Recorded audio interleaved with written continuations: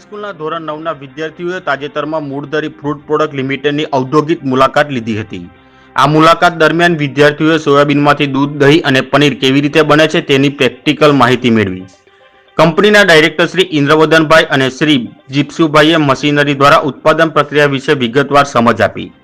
વિદ્યાર્થીઓએ ઉત્પાદન ખર્ચ, મશીનરી ડિલિવરી અને ભવિષ્યના લક્ષ્યો અંગે ઉત્સાહપૂર્વક પ્રશ્નો પૂછ્યા। શાળાના સંચાલકો અને વિદ્યાર્થીઓએ બંને ડાયરેક્ટરશ્રીઓનો આભાર વ્યક્ત કર્યો હતો।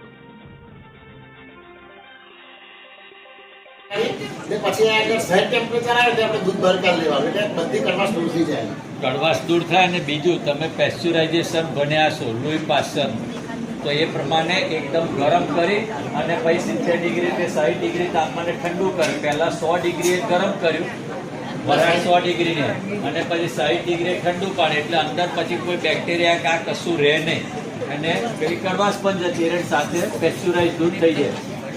એમની પાસે ખેતર છે, ખેતરમાં મરચી કરી છે, જે તમને આવડે જેને મજા ધમાલ કરે એને ખવડાવવાનું છે, અને અહીંયા આગળ તમાકુ કરશે, પણ ભવિષ્યમાં સોયાબીનની ખેતી કરશે તો એમને કાચોમાં લઈથી નીતિ મળી જાય, એટલે લાવવાનું ભાડું બચી જાય, એ બધો પ્રોફિટ બીજા લઈ જાય એટલે કે અહીંયા મળી શકે।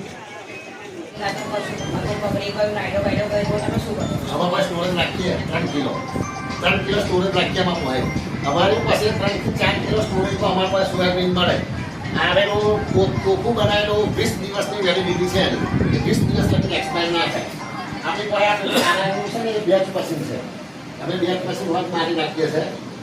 પહેલાં પણ બેચ મારીએ કે આ તારીખે અમે પેક કર્યું આટલા દિવસ લગી ચાલે, બેચ ફૂડર કહેવાય। એ મશીન એટલું 15,000 રૂપિયાનું મશીન છે, એટલું ઘણું છે। તો અત્યારે શું કમ્પલસરી છે કે કોઈ ફૂડ ઓર્ડર હોય બેચ ફૂડર મારવો જ પડે।